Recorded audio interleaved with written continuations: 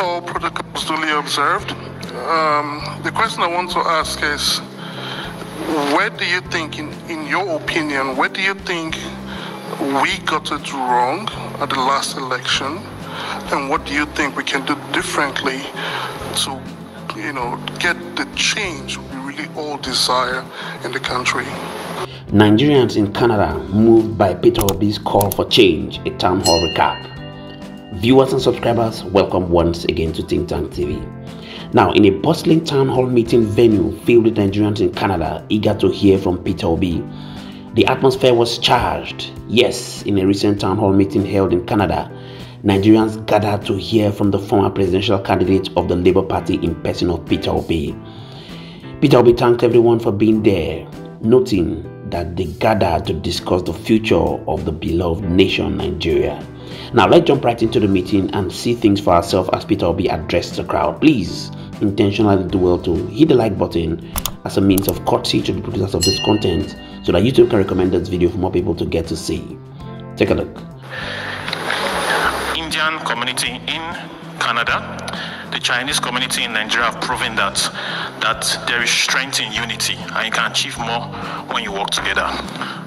Now, we know the peculiarity with Nigeria. We know the issue. I salute you for your confidence in going for the election last year. But what are you doing, sir, to bridge the gap among all the ethnic groups? Because with all due respect, there seems to be this apprehension towards certain ethnic groups in the country. What are you doing to bridge that gap, not just among ethnic groups, but among political parties, similarly to what Tinubu did when he was able to bring people from CPC, AMPP, part of ABGA, PDP, and ACN to form APC? What can you do in that aspect so as to gain the power at the center? Thank you. Excellency, do you want anything you want to do?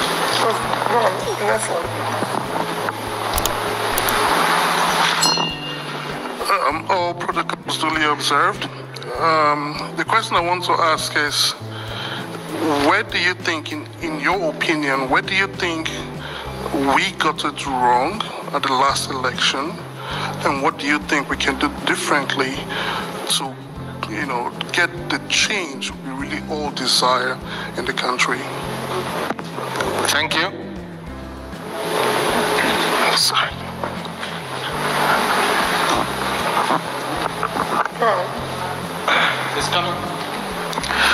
Good evening, everyone. My question is, we know in the last election, the INEC came up with an excuse that there was a glitch for the INEC server. And now on the next election will be coming in 2027. What are the plans in order to make sure that this kind of excuse doesn't come up again? Or if at all it comes up, how do you tackle it? Thank you.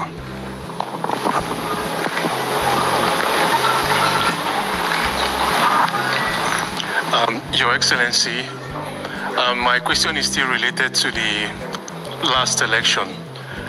And very importantly, I'm sure I'm not the only one who observed that there are a lot of external influences on our election system. Specifically, I'll mention an interview that the former president, GEJ, granted, where he, expressed his displeasure at how America influenced the outcome of his own election. He specifically named the former US president. We also saw similar situations play out in the last election. My question is, how are you, as a candidate who is most likely going to stand in the next election, making efforts to lobby these external forces or to align them to your own side of the political struggle? It's a very pertinent question, and I would like to have answers to that. Thank you. Your Excellency, I have one more. So I'm taking all the questions from here. Next time it will be this side. The last one. Thank you. So my question is very simple. Will you keep contesting till you eventually win? Because we've seen people, even our last president contested 4 times. People still keep contesting 5 years. So is it going to be your case, or will you just, thank you. Okay, Your Excellency. Came and said there was no glitch. Amazon glitch is noticed globally, is recorded globally. And as at that period, we even brought the Amazon person who said these are the number of glitches we have since inception, and there was none that was reported that day. So we know it didn't report. It was the glitch of the establishment of criminality that is in the system, and we must one day make it work. I wasn't a politician. I was like everyone and each of you. I never voted from the day I decided to go and contest governor. If there's anything in my life that I never knew it was possible, is to go near politics. If there's anything that had made me lost a fortune where I would have been in life, it's politics. But then, everything I've had is by His grace. And it's by His grace that He takes you to where you don't want to go or where you want to go. I've said it before. I joined politics from going to schools. In my little life, I've been to various schools in my life. I didn't have a privilege of coming to school in Canada. But I've been to trainings from Harvard to Columbia to Kellogg. I'm a Kellogg scholar. Somebody asked me just last week, said, Peter, how are you an alumnus of Cambridge, Oxford, IMD, Kellogg? And I said I was actually going to know whether there's something in their brain that is different from our brain. But wherever I go, I found out that our brain might actually be better than their own. And I asked myself, so where are we not doing better?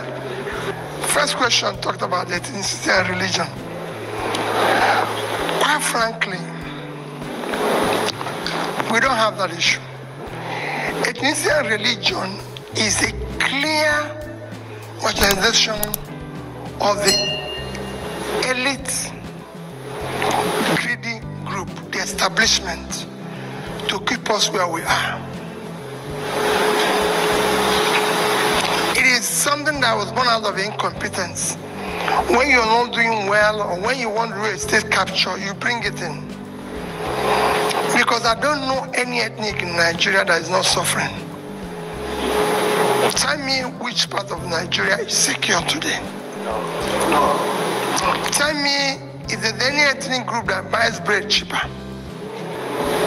Tell me if there's any religion that buys bread cheaper. If the Muslims start today to sell bread cheaper, I can tell you the Christians will go to the mosque and buy the bread. Vice versa. So it is what we use to continue keeping Nigeria where it is. Because we have refused to use the proper process based on competence, capacity,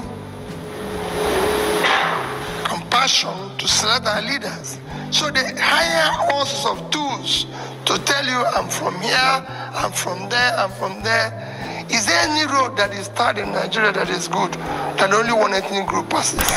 No. Is there really any part of Nigeria that is working than any ethnic group? No. Is there education and everything? The North has been in charge for several years. That's where we have highest out of school children. You can enrich one or two people, which will not work because you're trying to just build a system where people make money without entrepreneurship. So there's no production, it will collapse over time. For me, they know we need to dismantle it. I have support all over. And they know that once that starts, so for us, once you remove, that's why I keep saying, we must dismantle this criminality. Yes. If you know any tribe, people, you can tell you, oh, we're this is happening, we're that, this is happening. But at the end of the day, that's it. I was just telling someone today, I said, listen, Abuja is in the north. You can't drive from Abuja to Okene. You can't drive from Okene to Auchi. You can't drive from Auchi to Benin. That is not in my area. But there's no road. Somebody said here it was someone told me today it's from Obama. And I said, hey, get a minute, there's no, so you can go on and on and on. Nobody can go from Enugu to Makurdi or Makurdi to Abuja. You can't go from Kanu to Maiduguri. So they're everywhere. You know, I try as much as possible. I drove from Kaduna to Abuja, from Kanu to Kaduna to Abuja just a week ago. To just cross Kaduna Ring Road took us about 2 hours. It doesn't make sense. And these are the tribes that have been in power. So forget about tribe, forget about religion. It is purely a tool employed by the establishment, the criminal gang that has led Nigeria for one place. It doesn't work. That I can tell you. And they know that we would have dismantled it. I can tell you, it will be dismantled. Once you bring competence in, they go away. All these things will go. Yep. Because it's not helping anybody. Just in it for yourself that the attendees expressed their anticipation and hope for change. Like one of them said, I'm here because I believe in Peter Obi's message for change. We need leaders who truly care about the people. Interestingly, Peter Obi's words resonate with me. It's time for Nigerians to unite and demand better leadership. We cannot continue to allow the political class to manipulate us with religion and ethnic sentiments. It's time for us to stand together. Like you saw, Peter Obi underscored the tactics used by the political class to hold onto power, urging Nigerians to continually push for change. Truly, change never comes easy, but we must be willing to fight for it, just as other freedom fighters have done in the past. Now, drawing parallels to historical struggles, as Peter Obi urged Nigerians to persevere in their quest for a better leadership, we truly must be resolute. Yes, the town hall meeting ended with optimism and renewed determination among Nigerians in Canada, inspired by Peter Obi's call for change. Please, intentionally drop your thoughts in the comment section. Also do to hit the like button so that YouTube can recommend this video for more people to get to see and know exactly what is happening. Together we can build a better Nigeria. Many thanks indeed to all our viewers and returning subscribers. We really do not take it lightly. My name again is Moses and this is Think Tank TV. See you on our next video. Bye for now.